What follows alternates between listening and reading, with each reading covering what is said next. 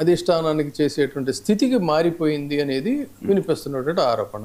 So ఇక సొంత party ఎమ్మెల్యేలే ఈ విధంగా తిరుగుబాటు చేస్తున్నటువంటి నేపథ్యంలో ఆ మధ్య దేవాలయానికి సంబంధించి దేవాలయ వేదిక మీదే ఇన్ని బహిరంగంగా అవమానించేటువంటి పరిస్థితికి వెళ్ళారంటే ప్రజల మైండ్లో ఖచ్చితంగా ఇలాంటి ఈవెంట్స్ అన్నీ కూడా బలంగానే ఉంటాయి.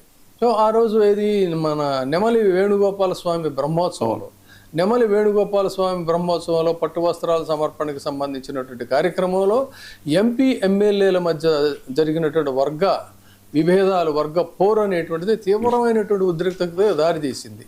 సో ఇది ఒక రకంగా ఎంపీకి అవమానకరంగానే భావించి ఆ దేవాలయం వేదిక ఒక రాజకీయ వేదికగా మారిపోయి ఒక ఉద్రిక్తమైనటువంటి పరిస్థితుల్లో వస్తే ఆ నెగిటివ్ ఇంపాక్ట్ పార్టీ మీద కూడా పడుతుందనేటువంటి దీంట్లో చాలామంది అక్కడ దాన్ని అంతటితో ఇది సద్దుమణిగాలి, ఇది ఇవాళ దేవాలయంలోనే ఇలాంటి పరిస్థితులు ఉంటే రేపొద్దున పరిస్థితి ఎలా ఉంటుంది అనేది చేసిన తర్వాత దీని మీద అధిష్టానం కూడా కొంత ఫీడ్బ్యాక్ తీసుకుందని చెప్పని ఆ విధంగా దీన్ని ఏదో రకంగా చెక్ పెట్టాలని నాకున్నటువంటి సమాచారం ఏంటంటే రీసెంట్గానే వెరీ రీసెంట్గా జస్ట్ డేస్ బ్యాక్ ఈ మన ఎవరో కొలికిపూడి శ్రీనివాస్కిను ఈయనకి ఉన్నటువంటి దీన్ని ఎక్కడో ఒక చోట ఫుల్ స్టాప్ పెట్టాలని చెప్పని చంద్రబాబు నాయుడు గారు వీళ్ళని రమ్మన్నారని చెప్పని.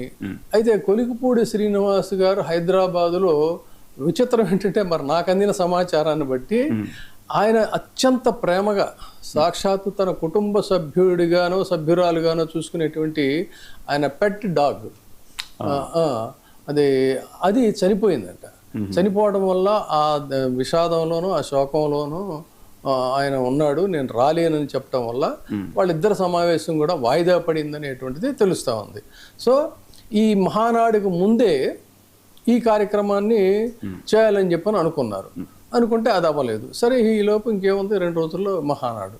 సో ఇదిలా ఉంటే ఈ వ్యక్తిగత బ్రాండింగ్ అనేటువంటిది దీనికి బాగా తలకెక్కింది, దానివల్ల ఎక్కువగా ఏం చేస్తున్నాడు అని చెప్పని అనుకున్నటువంటి నేపథ్యంలో సరిగ్గా ఇప్పుడే ఏమైంది ఈడీ వ్యవహారం